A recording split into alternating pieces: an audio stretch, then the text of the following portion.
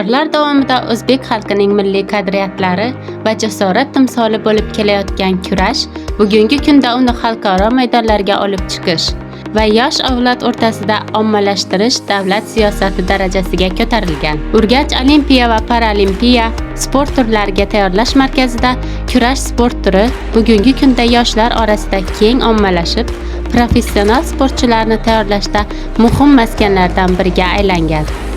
Bu yerda zamonaviy mashg'ulot sharoitlari yaratilgan bo'lib, tajribali murabbiylar qo'lida iqtidorli yoshlar o'z mahoratlarini sayqallab, respublika va xalqaro musobaqalarga tayyorlanmoqda.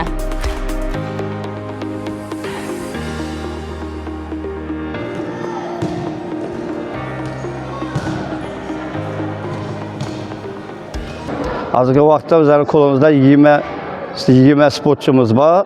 Shulardan 20tasidan 2024-yilda Hamdam Obrazbek deganimiz O'zbekiston chempioni bo'lib, Jahon chempionatida Mongoliya shahrida bo'lib o'tgan Jahon chempionatida ikkinchi o'rinni, faxriy ikkinchi o'rinni qo'lga kiritdi. 24-yilda Rahimov Behuzimiz O'zbekiston chempioni bo'ldi.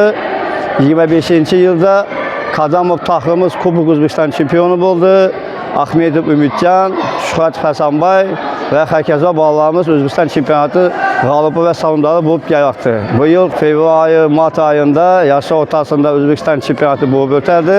Xudo xolasa Surxondaryoda 2009-yillarda, 2011-yillarda mart oyida Buxoro shahrida buni orqasida ulli xalqaro musobaqalar turibdi. Yoshlar o'rtasida, o'smirlar o'rtasida shunga tayyorgarlik ko'rib bormoqdamiz. Kurash bu shunchaki sport emas. Bu sabr, intizom va g'alabaga ishonch maktabi. Ana shu maktabda yetishib chiqqan chempionlar ortida bir insonning o'z kasbiga sadoqatli mehnati yotadi. U yillar davomida yosh iste'dodlarni kashf etadi, ularni qadamma-qadam tarbiyalaydi va katta sport sahnasiga olib chiqadi. Uning shogirdlari nafaqat respublika miqyosida, balki Osiyo va jahon arenalarida ham yurtimiz sharafini munosib himoya qilib kelmoqda.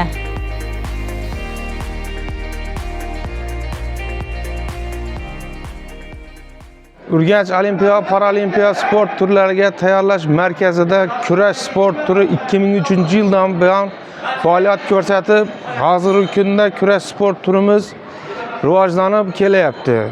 Kurash sport turimizda 3 nafar trener faoliyat ko'rsatib, unda Bobojonov Tohir oliy toifali, Masharipov Ibrahim oliy toifali, keyin Artikov dastalab faoliyat ko'rsatib 20 ta sportchini tayyorlab kelyapti. Hozirgi kunda sportchilarimiz ichida sport ustaligiga nomzod, 1-razryad, 2-razryadli sportchilar shug'ullanib kelyapti. Oldimizga qo'ygan maqsadimiz O'zbekiston milliy terma jamoasining asosiy tarkib sportchilarni tayyorlash, jahon chempionatlari, kuboklarida yurtimiz bayrog'ini yuqori ko'tarishni maqsad qilib qo'ydik.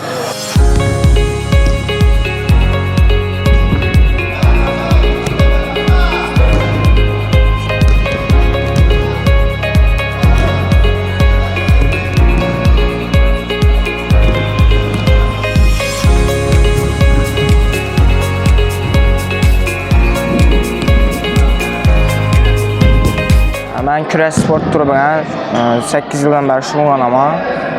Mongoliyada bo'lib o'tgan jahon chempionatida faxriy ikkinchi o'rinni oldim.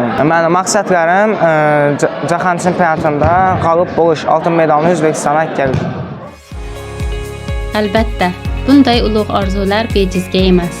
Ularning zamirida davlatimiz tomonidan sport sohasiga, ayniqsa milliy kurashimizni rivojlantirish yo'lida yaratilayotgan beqiyos imkoniyatlari mujassam. Yurtboshimizning sportga bo'lgan yuksak e'tibori va doimiy qo'llab-quvvatlovi tufayli bugun yoshlarimiz orasidan dunyo arenalarida yurtimizning sha'nini munosib himoya qiladigan sportchilar yetishib chiqishi shubhasizdir.